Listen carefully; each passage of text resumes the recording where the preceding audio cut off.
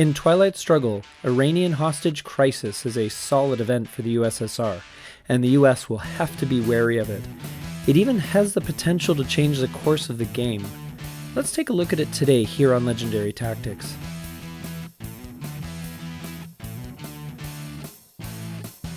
Iranian Hostage Crisis is a potentially game-changing event, although it also can be relatively innocuous, depending on the board state and the cards in hand. Both players will need to understand this card well, and we will take a good look at it here. First of all, the event. Iranian Hostage Crisis is a starred 3-op late war Soviet event. Triggering the event removes all US influence in Iran and adds 2 Soviet influence in Iran. It also doubles the effect of the terrorism card against the US player. Please note that this card event, if played, remains in effect for the rest of the game.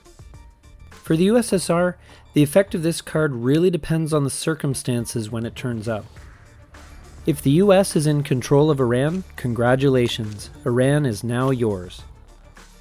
In addition to that, you get the bonus effect of the terrorism card costing the US 2 cards instead of 1, which can be devastating, especially in the late war when every card and action round counts.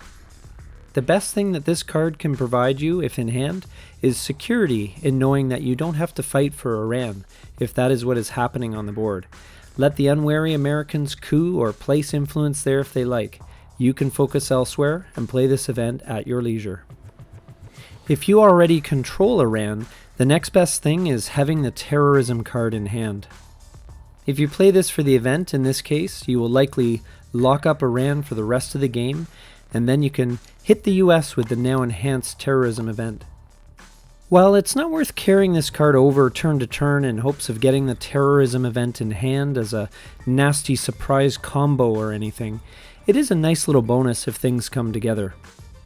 If it's turn 10 and the terrorism card is nowhere to be seen, or if you just decisively control Iran, you may want to take the ops at that point. Similarly, for the US player, the play of this card will depend on the board situation. If the Soviet player already controls Iran, you may be safe to play this as long as you can account for the terrorism card, either being on the discard pile or in your hand. Otherwise, it might not be worth the risk. That depends on whether you're still looking to fight for control of Iran, what turn it is, and the overall situation. If you control Iran, this card will likely be a candidate for the space race, as doing so will save you at least 2 victory points in final scoring, maybe more. So in summary, for the Soviet player, if this card flips Iran, it can be worth at least a 2 victory point swing, possibly more if the Middle East scores in the late war, or if flipping Iran gives you domination. Or it can reinforce and lock down Iran for you, so you can move on to focus on other things.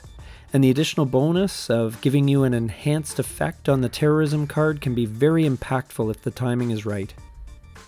For the US player, you will generally want to send this to space if you control Iran.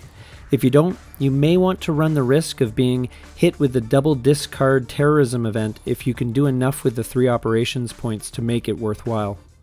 This has been our analysis of the Iranian Hostage Crisis card in Twilight Struggle. We hope you found this video useful and interesting, and if you did, please take a moment to like, comment, and subscribe down below. This is Legendary Tactics.